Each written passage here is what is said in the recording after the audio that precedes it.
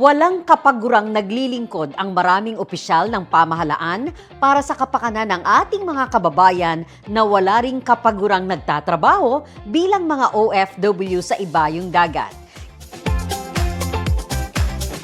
Ito ang Pilipinas Online Bantay OCW. Ako po si Susan K.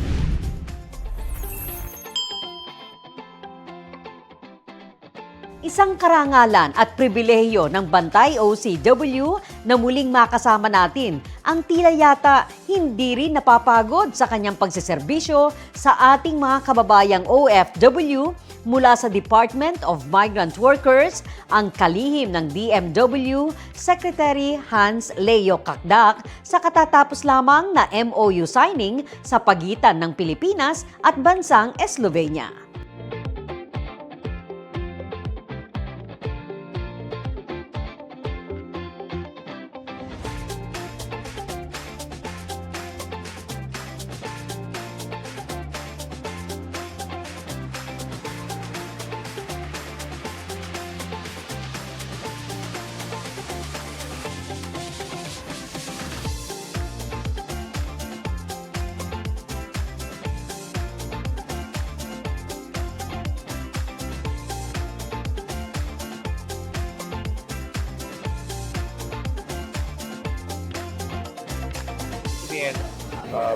Meron tayong unit o programa or serbisyo sa DMW kung saan yung ating placement ng mga workers is done by the DMW itself. Ang purpose nito is to, una, in a market that is relatively new such as Slovenia, we need a level of protection at saka yung paniguro natin na safe, ethical, transparent at sustainable yung deployment to Slovenia. Kaya sa DMW side ang recruitment, but of course this is all also for the benefit of the workers in the sense that maganda sa government to government hiring, may mga guarantees, may responsibilities din ng host government in writing. That will better serve our workers. Kung halimbawa may complaints sila, sana wala, but kung may complaints sila about their workplace at working conditions, o di kaya pagka meron lang silang gusto isang guni patungkol sa patakaran sa host country, katulad ng patakaran sa Slovenia. So, yun ang isang magandang pakinabang ng government-to-government hiring arrangement. Second government-to-government hiring sa Slovenia pa lang, may other plans mo with other countries? Yes, of course. We signed an agreement. Kami ni Jusek PY nagtungo sa Zagreb, Croatia noong Oktubre at nakapagpirmahan din kami doon. Kaya nakikita natin sa Central at Eastern Europe, may demand for workers. Alam nila yung kalidad ng ating mga workers, lalo na yung sa care sector and other types of areas and sectors. So it's up to us to make sure na safe, ethical, transparent, sustainable ang recruitment nila. And at the same time, yun nga, yung sabi ko kanina, yung processes and protections ng host country are also afforded to them. Heavy ang offer sa atin sa Pilipinas ng European countries. Nangangahulugan ba niyan na ang presensya ng MWO sa mga migrant workers offices ay naririyan din dapat? Yes, magandang punto yun. Kasi kami rin ni Jusek P ay nagtungo sa Austria, andito si Ambassador Luli, at yung Croatia, and Hungary, dahil nagbukas nga tayo ng ating 40th and 41st Migrant Workers Office in Vienna and Budapest, Hungary. And we're looking forward to opening more MWOs, of course, in other parts of the world and more so dito sa Europe. Kasi nga, ang gusto natin ipamalas nga yung presensya, hindi natin matatawaran yung dumadaming bilang ng mga workers sa Central at Eastern Europe. At definitely, ayon din sa utos ng ating Pangulo, we should be there for our OFWs. And in fact, we're mandated to cover all the foreign service posts ng DFA.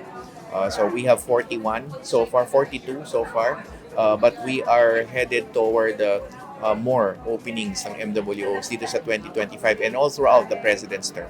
Siyempre, pag may presence ang MWO anywhere, di po ba, kasama na doon yung paghahanap o sila na mismo ang pupuntahan ng mga foreign employers Yes. para Yes, makakuha that's right. ng ating mga Filipino That's workers. Right. So, paano po yung, mas nadami yun? Under the government-to-government hiring, kakayanin ba yan? O magbibigay pa rin tayo sa mga ahensya? Oh, definitely kakayanin. Nandito si Yusek PY para siguraduhin yun. In fact, mamaya na, kadadinig ko lang sila ni Ambaluli at meron ng pagpupulong mamaya para pag-usapan yung personnel demands and we will be there to deliver. Meron din yan sarili silang counterpart effort sa pagbubukas nga ng Slovenian Embassy dito at tayo rin naman are comparing notes with our Slovenian counterparts in terms of scoping with personnel and the changes, the high volume ng demand. No? So we will be there. We will surely the President has afforded us a budget that is good enough to absorb kung ano mang additional work gawa nga nung pagbubukas natin ng additional MWOs. There seems to be, sabi ko nga, a lot of demand. Is there a need to manage na this demand? Kasi parang parami na ng parami. Baka maganda opportunity, but at the same time, we also need skills in the country. Manage in a sense that we want their mobility, their recruitment to be safe, ethical, transparent, and sustainable. Kaya nga, G2G is the way to go here because at least we have a handle, literally a handle on the process, unlike kung nasa private sector track ito. And as I said, mas maganda yung G2G kasi very clear ang commitment ng host government to protect. I mean, it will be in writing. It is in writing in terms of kung may matatakbuhan yung worker o may nais itanong o nais na impormasyon na malaman, ay nandoon yung host country definitely committing themselves to provide the necessary service.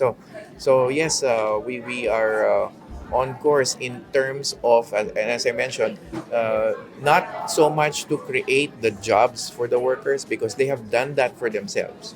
Quality, professionalism, yung binanggit ni Minister Fayon kanina. But more so in the area of protection and welfare and ensuring na kapartner natin yung host country para pag may kailangang ayusin o may problema, di ba? Literally, pag may tatawagan ka sa kabilang dulo sa Slovenia, may sasagot sa telepono na counterpart namin taga doon. Ganun lang kasimple na nagkakaintindihan kung paano bibigyan ng protection yung ating mga workers. The matter on granting of visas is a political decision of the host country and we will not interfere with that. However, in our partnership, we do prescribe and we do recommend and we do push for arrangements whereby nandito yung embahada at hanggat maaari, we will work closely with the embassy here para yung visas issued for workers going to that particular host country dito ini-issue para wala masyadong temptation sa host third country hiring na tinatawag, lalo na sa vulnerable skill sets.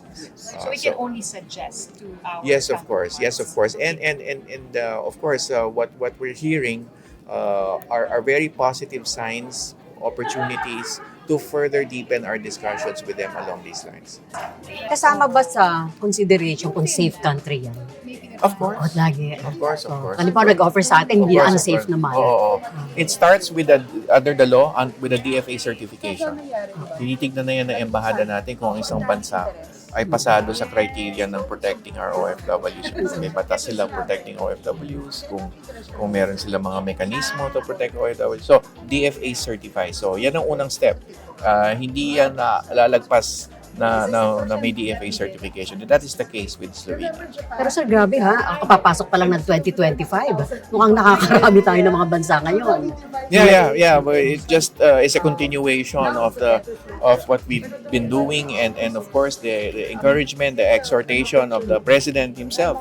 Nakapalalimin ang relations with bilateral labor relations with countries hosting OFWs. Still, yun pa rin ang hinahanap nila sa mga Pilipino, mga katangian. Long time ago, Yes, na palagi natin pinag-uusapan. Walang nabago. We heard it from the minister, professionalism. Tatlo yung sinabi niya eh.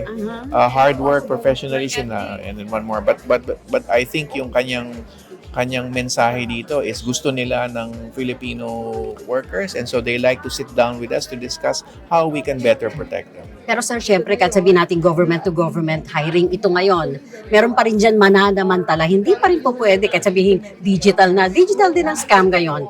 Rewarding sa ating mga kababayan. Lalo na kung Europe, very magnet yan ng mga scams. So, by the way, hindi lamang recruitment scam, pati investment scam. Napag-usapan namin kanina yan with the Hungarian side. May mga ganyang bagay na lumilitaw. So, as long as there is a legitimate demand for OFWs and good relations between OFWs and foreign employers, there will always be a black market taking an evil opportunity out of this, diba? So, ang trabaho natin, sagkaan yun. So, nandyan yung ating anti-illegal recruitment drive and campaigns, and anti-investment scam drives and campaigns, anti-human trafficking, nandyan din yan, nakaposisyon din yan. Maraming salamat, Secretary Hans Leo Cagda ng Department of Migrant Workers. Congratulations po sa maraming mga bansang patuloy na nagbubukas ng oportunidad para sa ating mga kababayan na makapagtrabaho sa ibayong dagat dahil na rin sa inyong walang kapagurang pagsiserbisyo. Kasama ng buong pamilya ng DMW at mga MWO o Migrant Workers Offices na pinangungunahan naman ng masisipag nating mga labor attaché sa iba't ibang panig ng mundo.